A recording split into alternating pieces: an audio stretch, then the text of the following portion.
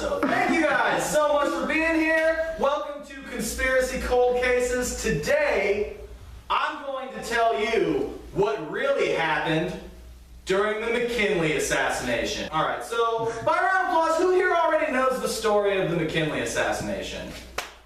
Nice. The cameraman's familiar, but the rest of you are not. So we're going to start with me just explaining to you history's version, and then we'll get to the truth after that.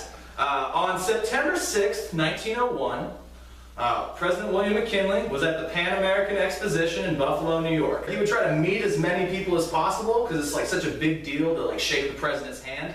So he made a point to meet as many people as he possibly could, much to the dismay of all of his security staff. They constantly were telling him to stop doing that because it was dangerous, and he would always say something like this: "Well, who would want to hurt me?" An anarchist from Warrenton, Ohio, named Leon Frank Jolgosh, that's who would want to hurt William McKinley. He gets in line to meet him, because McKinley's in this big music hall in the middle of this giant Pan American Exposition, right? So Jolgosh gets in line to shake hands with him. And McKinley, what he would do is he would want to meet as many people as possible, so he would grab your hand, he would pull you close, he'd smack you on the back, and he'd just push you through. Just like one quick, I don't want this to be meaningful kind of motion. And Leon Frank Jolgosh is standing in line. He's got a .32 caliber Ivar Johnson pistol in his hand, and it's wrapped in a handkerchief to make it look like it's bandaged,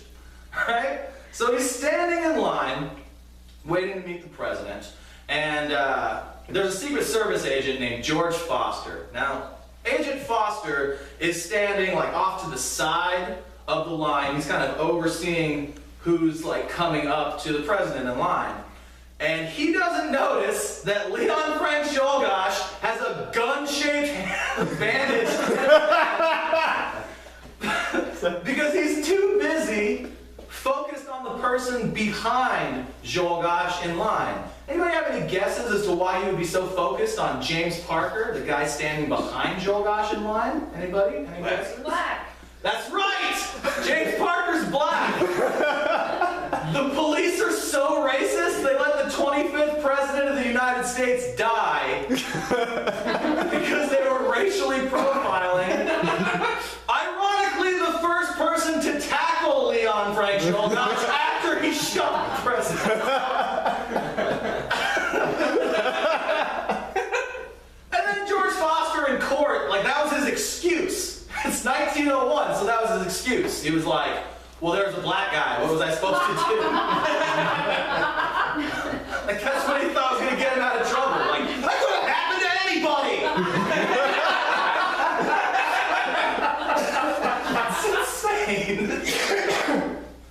So that's the story, right? He walks up, he shoots him at point blank twice. Allegedly, depending on what account you believe, the first round ricocheted either off of his rib or his sternum because it's a very low caliber pistol, or it ricocheted off of a button on his jacket. And then the second round, that got some fat. I got in there and it bounced around, and it actually took him 8 days to die.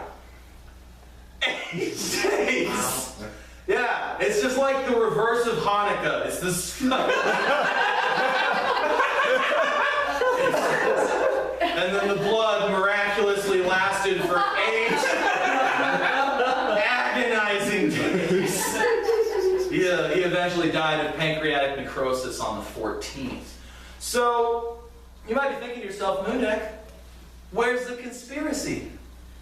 Where's the conspiracy? That's pretty cut and dry. A guy walked up to him in a music hall full of people and shot him at point blank range, and then also did not get away. Where's the conspiracy? Well, I'll tell you what the conspiracy is. Etched onto either side of the pistol, just up here above the trigger, you can see the trigger. Etched right here on both sides of the gun were the letters LB. All right? Unless my research is inaccurate. I believe in transparency. On either side of the gun were the letters LB. And so, let the cat in. Oh. We got a cat trying to get into the studio. This also won't be edited out. So, what does LB stand for, right? He bought the gun new on the 2nd of September. So there's like, it's not like somebody else's etching, right? So, history's version of the story, and I think you will all agree, is pretty flimsy. History says that one of the people who handled the evidence after the assassination etched their own initials, LB, onto the gun because they wanted to be synonymous with history. They just wanted to always be able to tell their grandkids that they did their job badly. That makes no sense. That's insane. What?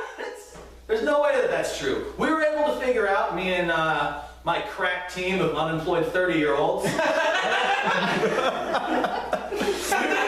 we were able to ascertain that who they meant was a man named Louis Babcock, who was the Grand Marshal of the Pan American Exposition. Allegedly, he handled the evidence, and they said that he etched the letters LB onto the gun for the stupid reason I said earlier. So that's obviously not real, right? We can all agree that is the dumbest possible explanation. I mean, they might as well have said, no, it was just LB brand.